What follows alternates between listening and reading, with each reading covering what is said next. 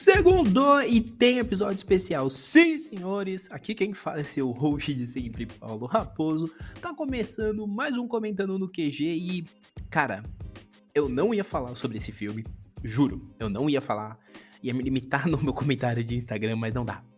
A gente tem que conversar um pouco aí, bater um papinho rápido, então já pega a sua pipoquinha que você já viu o que eu vou falar. Eu vou falar sobre o filme, aquele lançamento. Falar sobre o começo do fim pra Velozes e Furiosos. Vamos lá, gente. Vamos lá, se acomoda aí. Que, cara, eu tenho que falar. Eu não queria, mas eu tenho que falar. Tá, só avisando que esse é o primeiro dos especiais dessa semana. Eu acho que essa semana vai ter pauta pra caramba, porque tem coisa que eu tenho que falar. Não só por falar, mas realmente porque são pautas que eram pra ter vindo antes, por diversos fatores não vieram. E tem algumas que são pautas já da semana. Então, vamos começar a segunda-feira falando de Velozes e Furiosos, antes que eu perca a hype, tá? Primeiramente, pra quem não sabe, Velozes e Furiosos chegou no seu 10º filme, que estreou na última quinta. Tem aí né, um orçamento de 340 milhões de dólares. É o começo do fim, cara. Eu não vou entrar na sinopse, não vou entrar em nada disso, porque eu acho desnecessário. Todos vocês que estão ouvindo isso e estão vendo eu farmar em cima de Family, sabem do que eu tô falando, né? Eu acredito que se você não viveu num iglu nos últimos anos, você sabe o que é Velozes e Furiosos. É simplesmente a franquia, quiçá, não vou dizer a mais rentável, mas quiçá uma das mais rentáveis que surgiram aí nos últimos anos. E, cara, chegamos no 10º, né? Chegamos no 10º, é um filme, certamente é um dos filmes já feito. E, cara, existem pontos e pontos. A gente tem que começar falando do ponto mais maluco que a gente chegou. A gente já tinha chegado no ápice no 9. O 9 já tinha tornado um meme de Velozes e Furiosos real. O 9 já tinha transcendido o nível de maluquice. Os caras colocou inclusive o John Cena no nono. O que poderia ser pior? Juntar tudo, que é o que ocorre nesse 10º. O 10º ele pega tudo que a franquia construiu ao longo de 9 filmes, e eu tô acreditando que no próximo, na parte 2, vai ter também conceito do spin-off. Mas é de vago. Mas vamos pro ponto.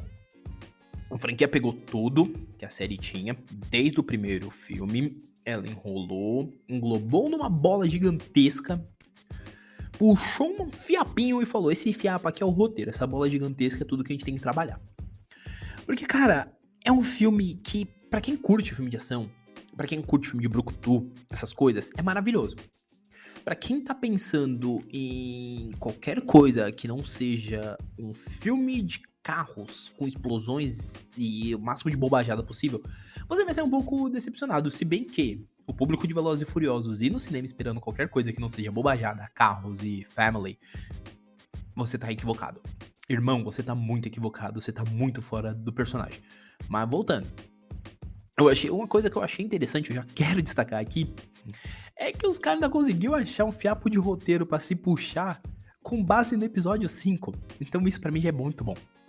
Tá, então de novo a gente volta pro Brasil. De novo nós temos Brasil.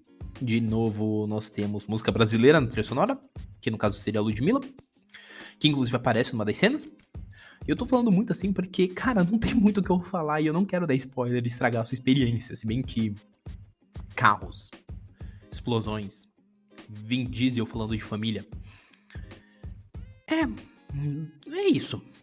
Mas eu achei interessante que a gente tem que fazer aqui essa puxada gostosa aqui, pra questão do vilão. Porque, cara, Jason Momoa entregou. Ele entrega tudo e mais um pouco. Ele criou pra mim, assim, eu tava vendo o filme, juro pra você, eu tava vendo o filme e eu tava pensando, criaram o Coringa do Toretto. O Duende Verde pro Toretto. Porque, cara, o que o Jason Momoa faz nesse filme não é brincadeira. E o nível de insanidade, ele se entregou na loucura num nível muito absurdo. Isso é maravilhoso.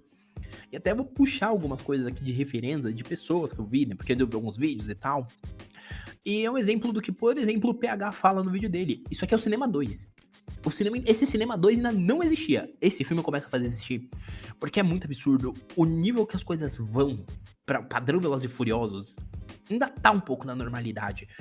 Mas é um pouco absurdo demais. Tosco demais em alguns momentos. Com um vilão extremamente caricato e insano. Sabe? Um vilão que ele É basicamente isso que eu tô falando, ele é basicamente o Coringa do Toretto. Porque o cara, ele tá ali pra quebrar o conceito que o Toretto tanto defende, e isso é muito louco. Maluco pra caramba, com toda certeza. Mas é bom, sabe? É aquele bom, porque não é um desafios que nem a Cypher, que nem o Deckard Shaw, que nem o John Cena, que nem o Reis no filme 5 e por aí vai. Não, é um vilão que real, assim, ele olhou e falou, putz, é aqui que eu vou bater. E isso é legal, isso é funcional pra um filme. Só que aí a gente vai para o que o filme entrega. Que poderia ter sido uma minissérie em 3 partes diferentes que ia dar na mesma coisa. Porque ele pega toda a family e desmembra. E sim, eu acho divertido falar family, ao invés de falar família. Mas assim, vamos lá. Ele pega os membros da família e divide para dar side quests para cada um. Isso é legal? É, mas fica um pouco perdido. Entendeu? Tipo assim, não que seja um primor, mas geralmente o roteiro tinha o Fiapo tinha um pouquinho assim de força pra tentar sustentar nessa ideia. Aqui não, aqui simplesmente vinha histórias que a sala de edição, isso já falaram também. Não lembro quem falou, mas mais de uma pessoa falou que eu vi. Que pegam os vários fiapo de roteiro, a sala de edição teve que trabalhar em cima pra conseguir encaixar tudo. Porque é tanta coisa que eles tem que juntar nas sidequests, inclusive trazer personagens de volta, que é bem complicado. Não é que seja ruim pra quem tá acostumado e quem gosta. Porque se você gosta de Velozes e Furiosos, você aceita o que tá ali. Se você gosta minimamente dos absurdos que a franquia entregou até aqui, você vai olhar aquilo e você vai falar, putz, é legal. Só que é um filme que ele poderia talvez até ser mais. Só que ele não é. Ele é só Velozes e Furiosos. Então ele acerta em muitos momentos, em especial nas cenas de corrida, que aqui tem um número bem considerável. E por sinal, tem uma corrida no Rio, com várias aspas. Mas é bem legal isso. Funciona muito bem pra quem gosta. Pra mim, eu achei legal, mas eu acho que eu tenho que mencionar aqui, ó. Eu teria diminuído ali uns 10 minutos de filme. O final, sem dar spoiler, e eu meio que comento isso, ele é meio anticlimático. Pra mim, inclusive eu falei isso e teve gente que falou, não, eu gostei do final. Na hora que eu tava indo embora também com a família e tava todo mundo falando, não, eu gostei do final e tal. Mas eu realmente achei ele muito anticlimático. Porque ele tem 2 cenas. A primeira delas, ela deixa a gente curioso. Se tivesse terminado ali, teria sido bem interessante. Pra mim, pelo menos, porque você terminaria com o coração na boca, muito curioso o que vai acontecer. Já a cena que realmente termina, cara, é uma cena que ela entrega muito. Ela me fez ficar um pouco indignado e basicamente gerar a ideia de que ninguém morre nessa série. Veja bem, ninguém que seja envolvido com os principais muito diretamente. Porque do contrário, você muito provavelmente morrerá. Mas se você tá ligado com a família, você tá blindado. Isso me deixou um pouco incomodado. E aí tem cena pós-crédito, mas pós-crédito muita gente já sabe o que se trata, mas mesmo assim eu vou respeitar e não vou falar. Mas eu achei interessante o gancho que pra mim, a pós-crédito podia ter ido no lugar dessa cena que foi o final, porque funciona muito melhor. Entende? Podia ter deixado a cena que ficou ali um pouco antes da última cena pra dar aquele clímax e ter puxado pra essa outra, porque aí gerava um clímax muito maior, entende? Porque a pós-crédito ela ficou ali meio avulsa. Ela fica um famoso avulso depois que você já viu uma outra cena que ela já serve, entendeu? Como um gancho ali pra puxar. Particularmente falando, é como eu disse no começo, com relação à bilheteria. O filme tem um orçamento astronômico. Isso, a gente só falando só de orçamento filme. A gente não tá entrando em custo de marketing, custo de cinema, pra dinheiro revertido pra cinema, a gente não tá entrando em nada disso. E só o custo do filme já é extremamente alto. E muito provavelmente vai se pagar. E essa parte é certeza. O custo do filme vai se pagar, isso é uma certeza. As projeções, inclusive, indicam que o filme vai ter uma bilheteria muito alta nesse primeiro final de semana.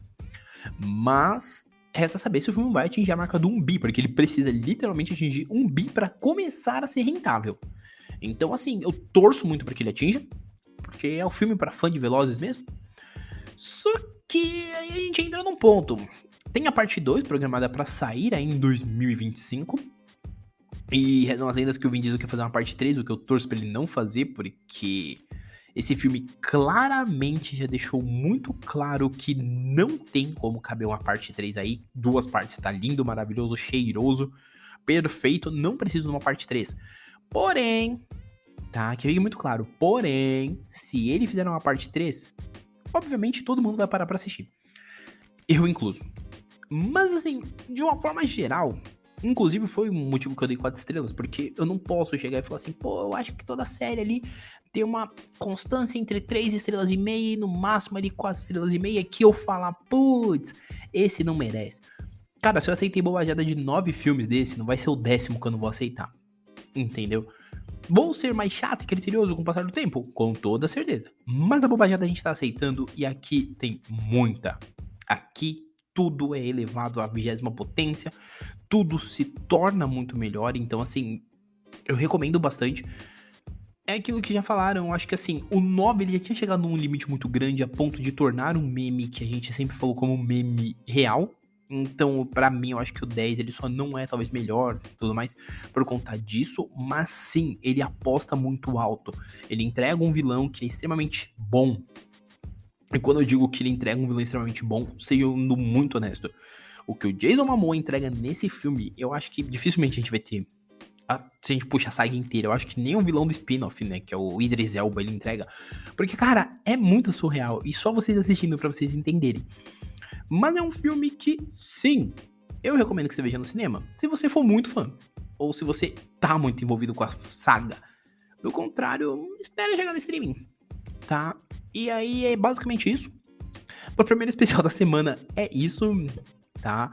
Sempre lembrando que na terça-feira tem episódio regular. Esse especial tá saindo por motivos de eu simplesmente decidi que queria falar sobre isso.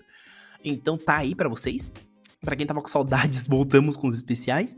Sempre lembrando, o Comentando ele é um podcast semanal. Sai todas as segundas. Todas as segundas não, todas as terças e quintas. E eventualmente aos sábados. Essa semana muito provavelmente teremos episódio quase a semana inteira.